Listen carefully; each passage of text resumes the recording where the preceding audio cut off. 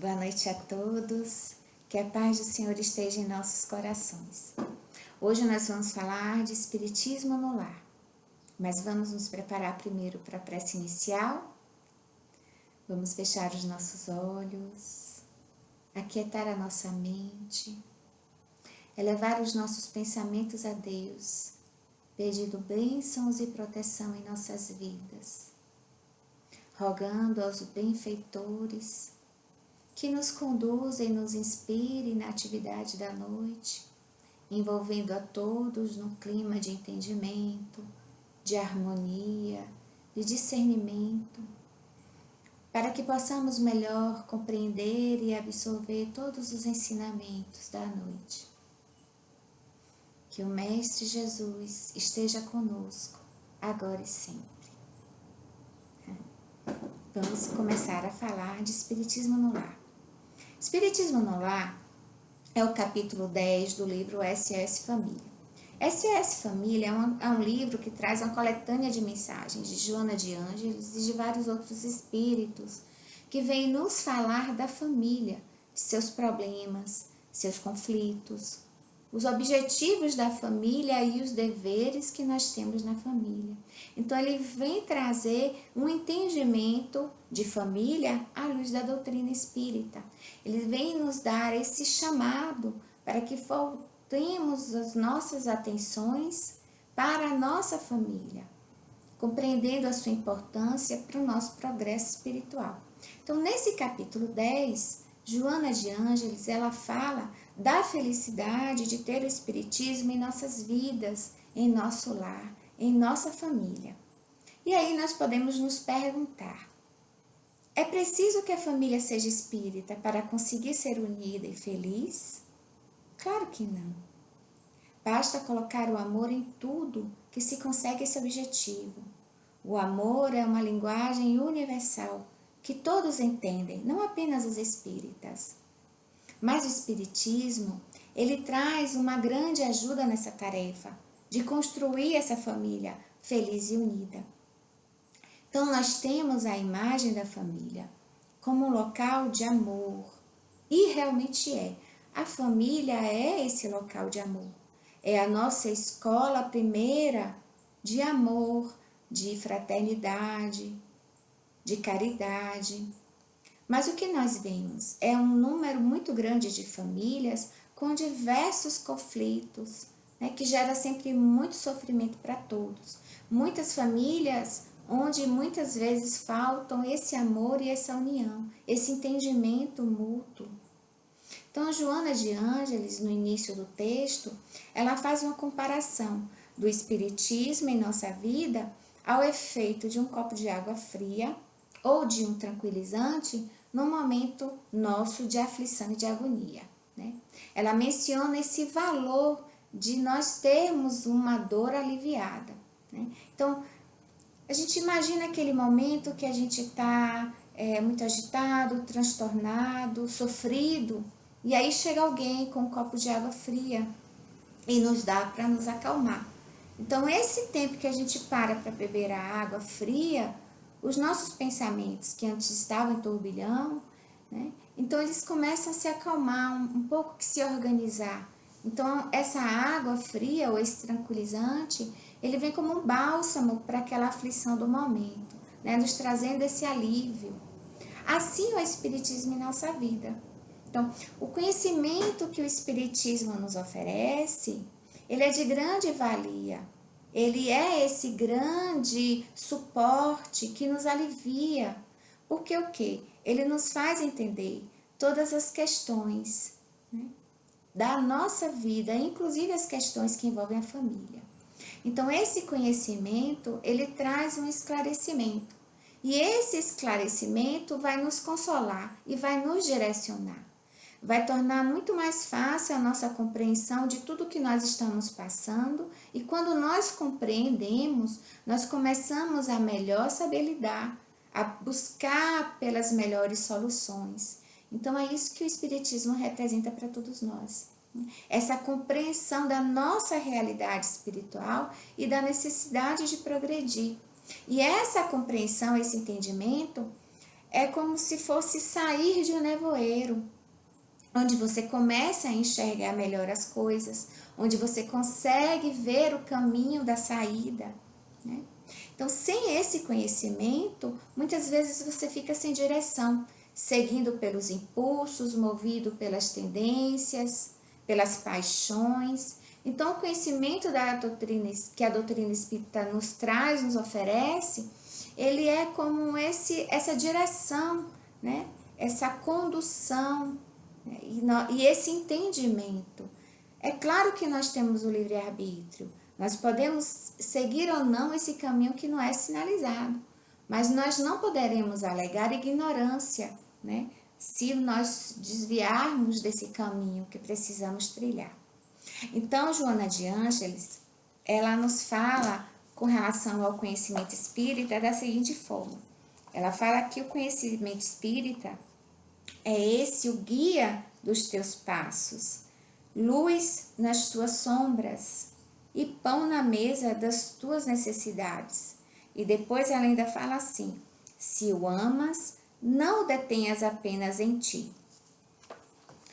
Então, muitas vezes, nós podemos ter o pensamento da seguinte forma: vou me afastar de tudo e de todos que possa atrapalhar o meu equilíbrio e a minha paz. Vou fazer as minhas mudanças, vou ser frequentador da casa espírita, vou ser trabalhador da casa espírita, vou fazer as minhas ações sociais, vou fazer a minha caridade, né? Vou seguir feliz buscando a minha própria paz, me afastando de tudo aquilo que pode me perturbar. Mas será que nós podemos nos afastar realmente de todos aqueles que nós não temos um bom relacionamento e mesmo assim seguir rumo ao nosso progresso moral, tranquilo, feliz? E os compromissos assumidos ainda na espiritualidade antes de encarnar? Esses compromissos e os deveres que nós temos com a nossa família, será que eu posso deixar de lado?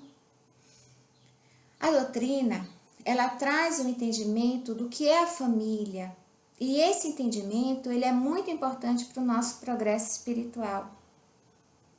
Então, eu consigo progredir, eu consigo marchar rumo à minha evolução quando eu exerço o meu papel dentro da minha família. Porque exercendo o papel que eu tenho dentro da minha família, eu estarei fazendo o meu aprimoramento moral.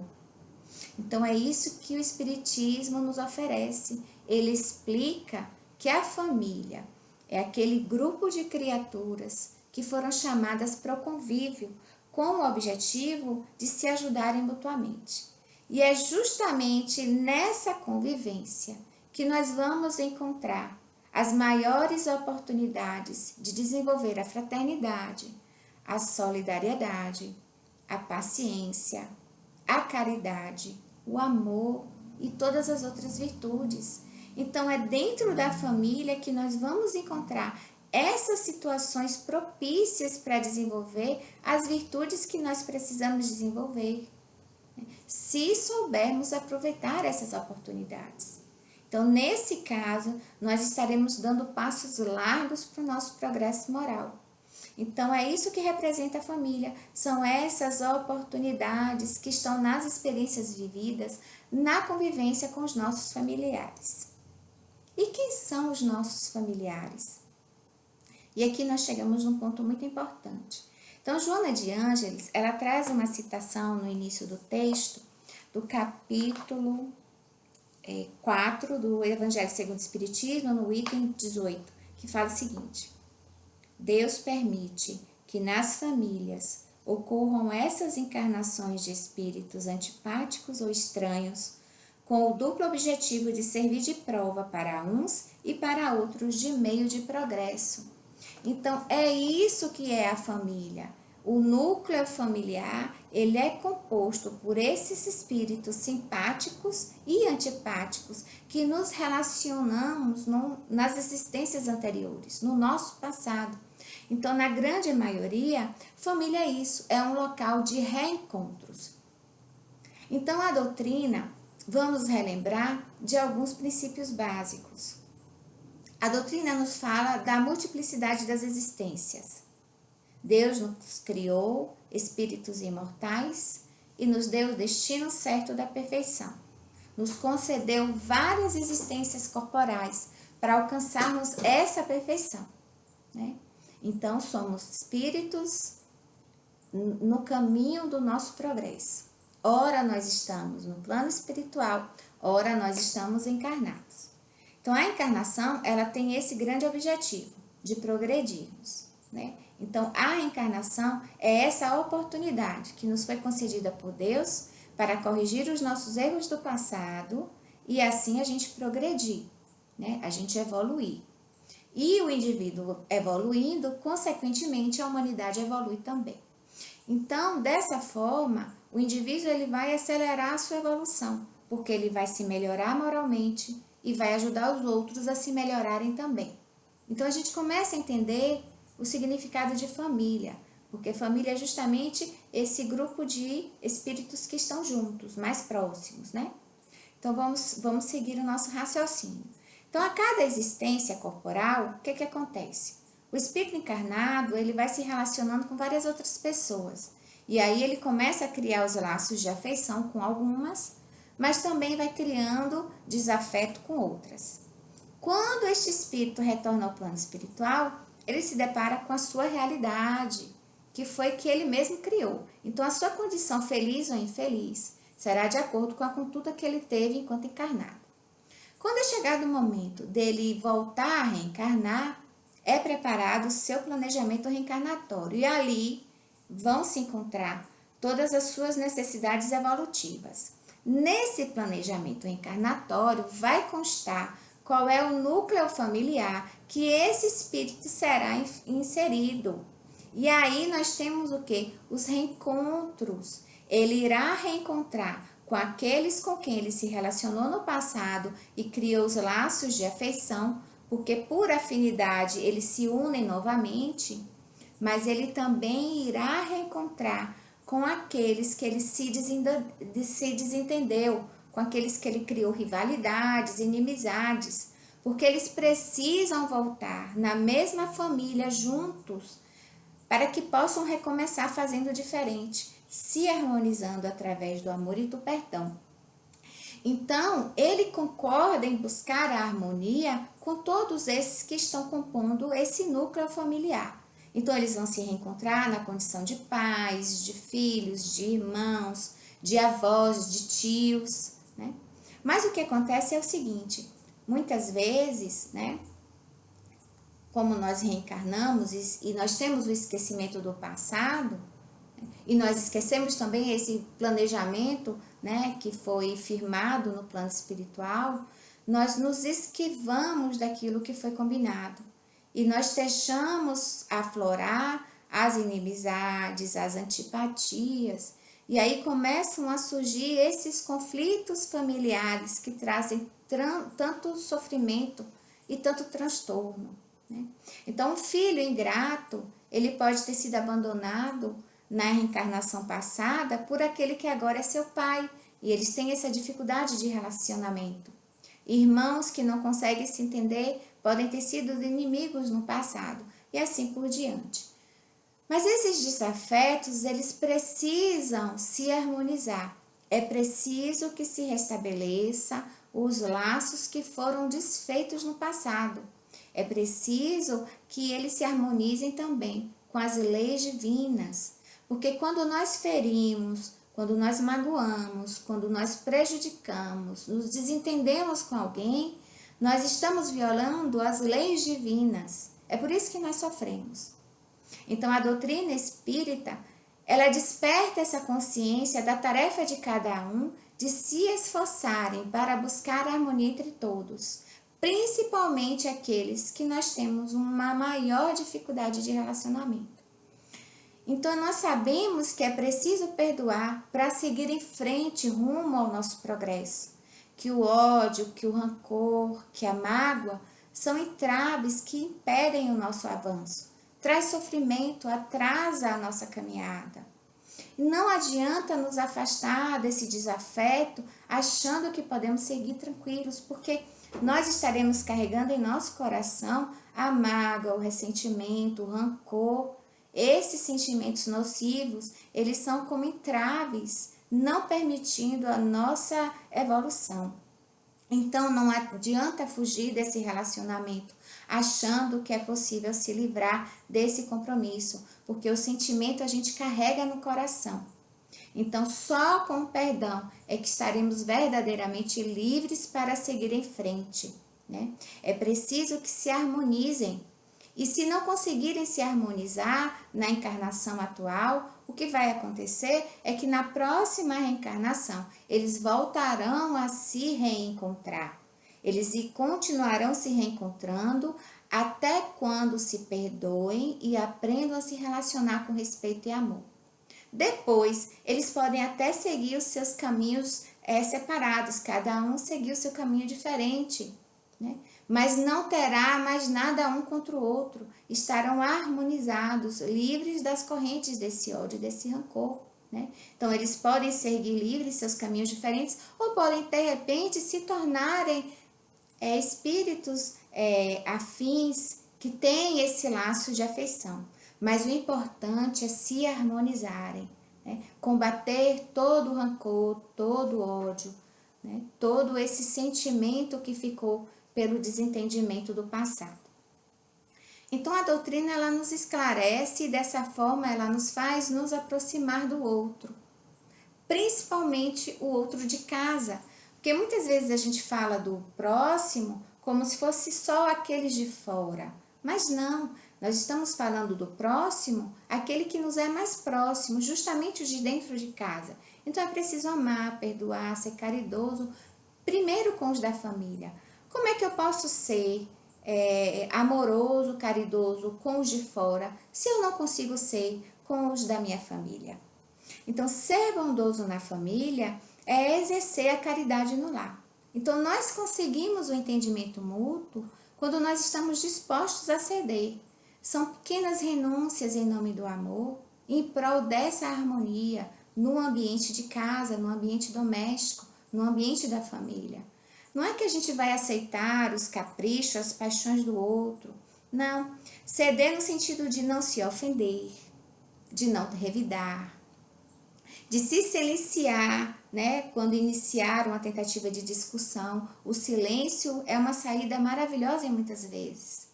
Orar pelo outro, aproveitar todas as oportunidades de aproximação, de entendimento, ser paciente, indulgente, tolerante, não criticar, buscar ajudar com amorosidade, com caridade. Então, o Espiritismo, ele nos esclarece sobre essa necessidade, porque ela nos diz o seguinte: não existe acaso, não houve equívoco na formação da sua família. Mesmo se alguém se sentir muito distante da família que tem, a família que ele tem é a família que ele necessita. Todos nós temos a família que nós necessitamos. Ali estão as nossas reais necessidades. Todo o aprendizado que nós precisamos, todos os reajustes que nós precisamos estão ali. Então, para que a gente avance no nosso progresso espiritual, é preciso a gente aproveitar essas oportunidades que estão dentro da família. Então, o Espiritismo no lar é isso, é ter esse entendimento, ter esse empenho, o esforço de buscar sempre pelo bem de todos, pelo bem do coletivo, pela harmonia, pela união. Mesmo se o outro não colaborar, fazer a sua parte, ser você aquele que leva a luz da família, apresentar sua fé, dar o seu exemplo, e aí aos poucos você consegue modificar o ambiente de casa, você consegue harmonizar. E a doutrina nos recomenda o quê? Sempre orar e vigiar. Então a gente precisa lembrar que ninguém está sozinho.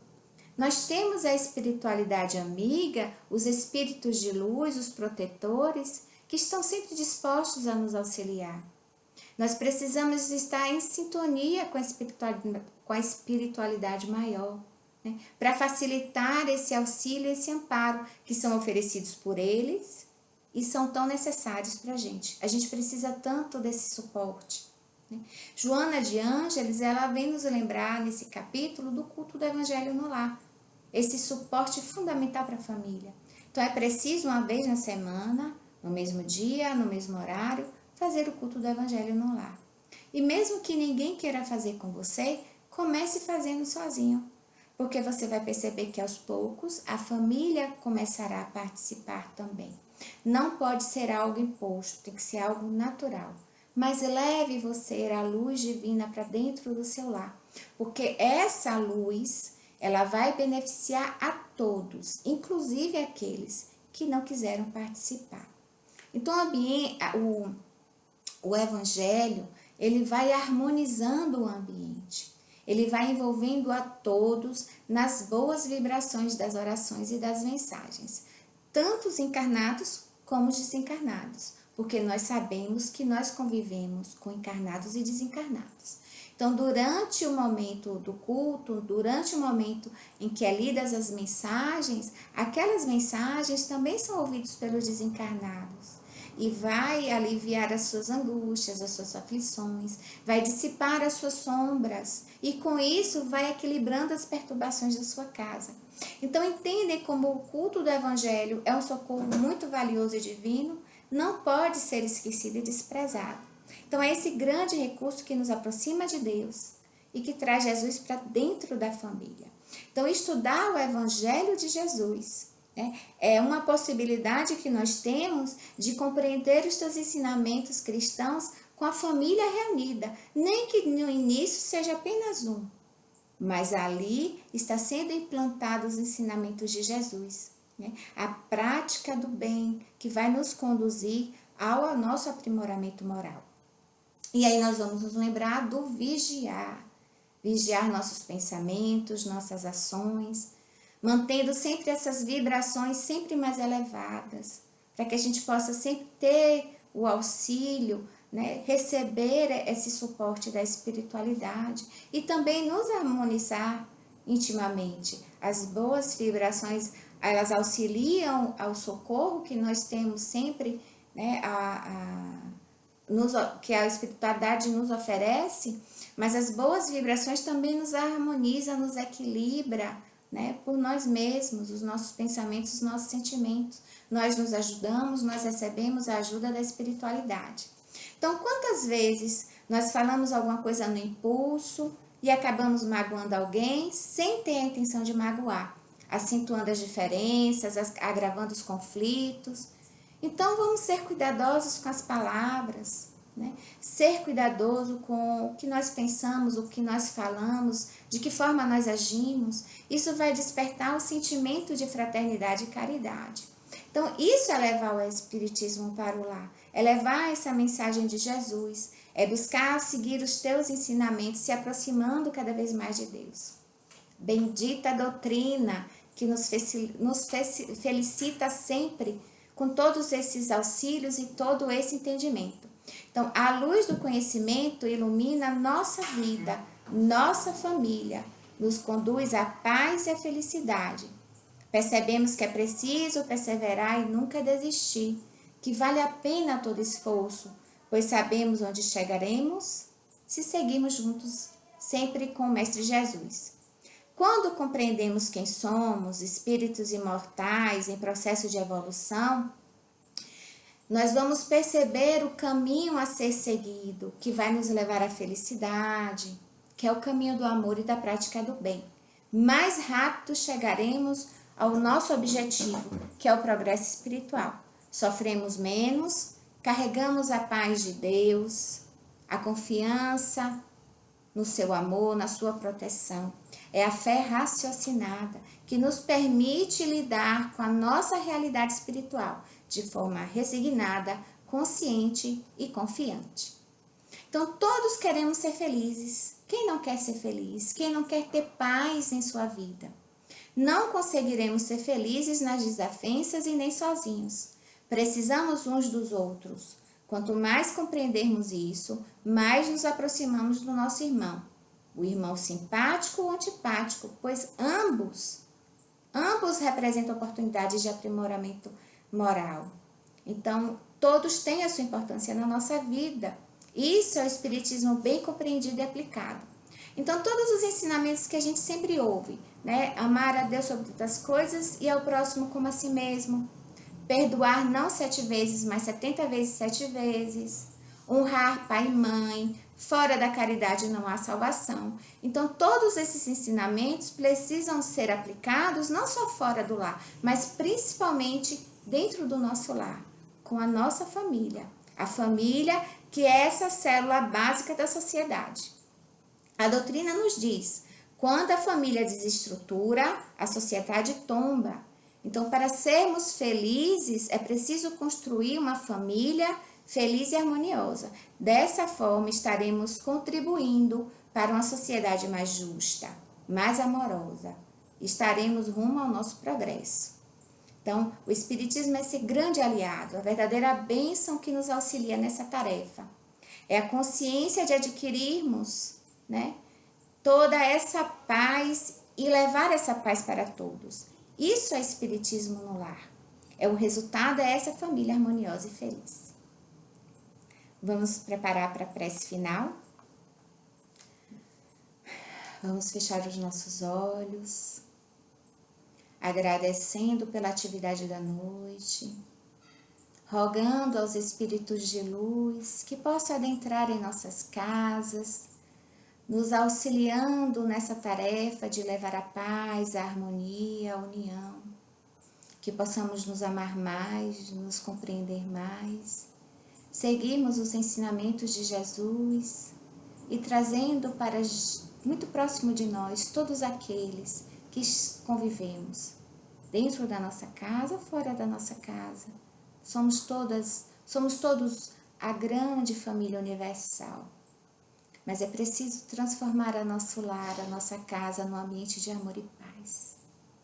Que Jesus esteja sempre conosco, hoje e sempre.